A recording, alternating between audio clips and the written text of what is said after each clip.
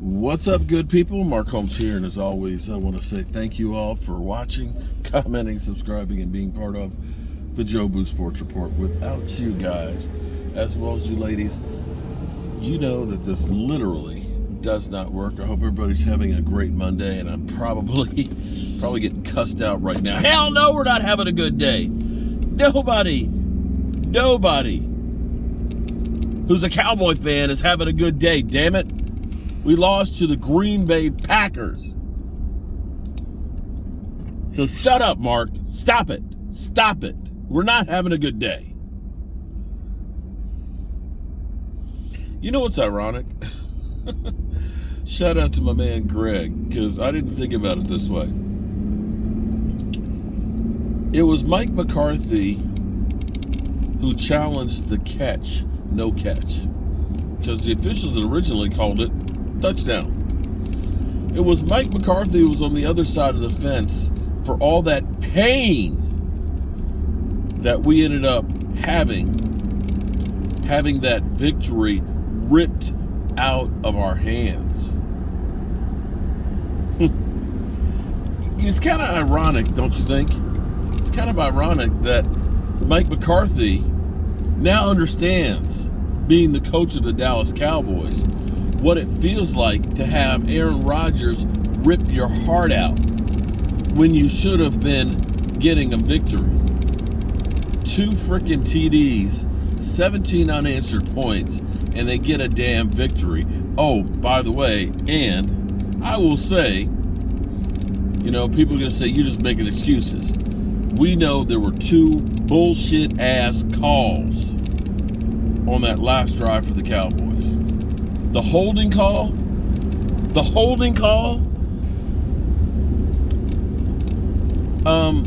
I think about how Micah Parsons is literally held around the neck and thrown to the ground and doesn't get a freaking flag. Does not get a flag.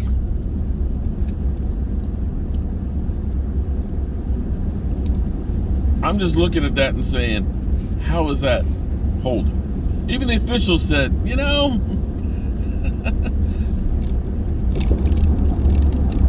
bullshit. And then, if you say that was holding, how is it that 4th down and 4 play that wasn't pass interference? Because dude had his arms around him. Dude had his arms around him way before the ball got there. No, that's okay. That's inconsequential. We got screwed. As always, we get screwed. At least the team and the players are saying, you know what? Can't blame the officials. Because if you blame the officials, then it gets even worse. So that's where you're better off just to say, don't say anything. It's like Micah Parsons saying, bro, what are you doing here? What are you doing here? Anyway, I don't know what's going to happen with Odell. I don't know what kind of shape he's going to be in and so on. But, the Cowboys really had a major miscalculation. They screwed the pooch. They put their eggs maybe in the wrong basket. Michael Gallop,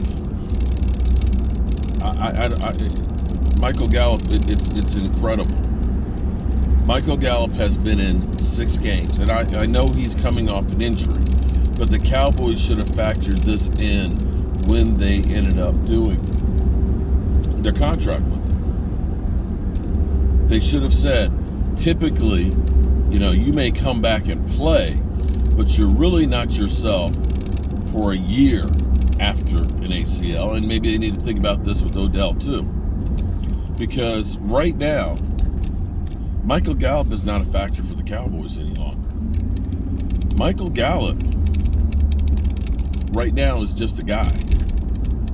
Michael Gallop is not that guy who used to be an outside threat that could get deep. And herein lies part of the problem with the Cowboys offense is You got CeeDee Lamb, who is playing better, but he's getting the focus, which makes it even harder for him. You don't have Amari Cooper, and Michael Gallop is not quite there yet. And when you throw in Jalen Tolbert, when you throw in Noah Brown, these guys aren't it. This is where you have to now start wondering, was the reason why Michael Gallop was as good as he was,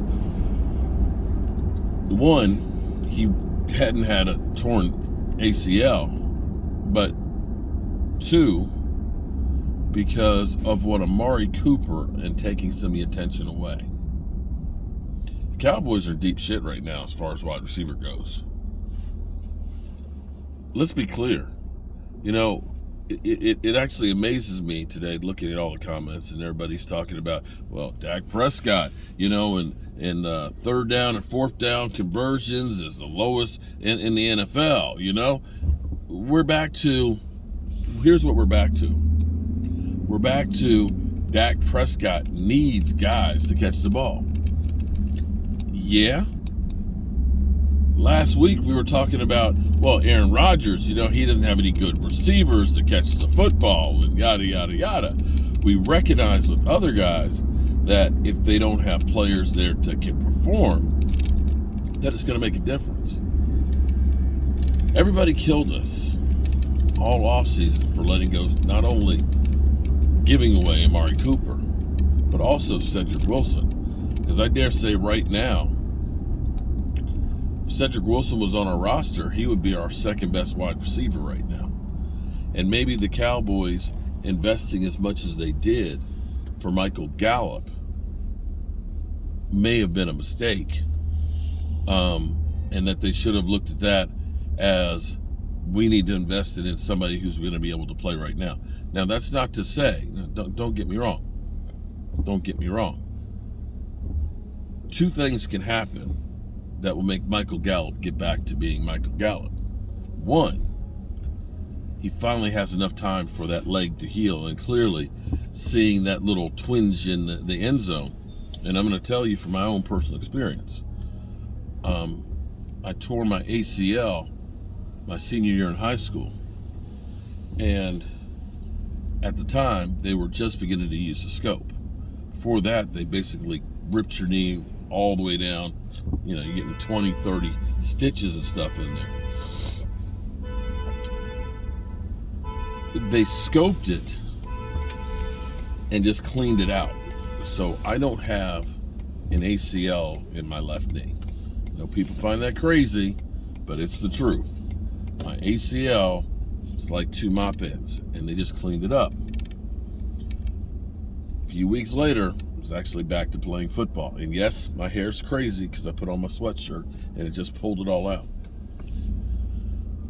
I'm not the devil, I just look like one. When I came back,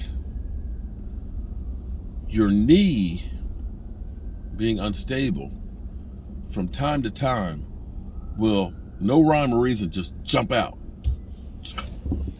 And when it jumps,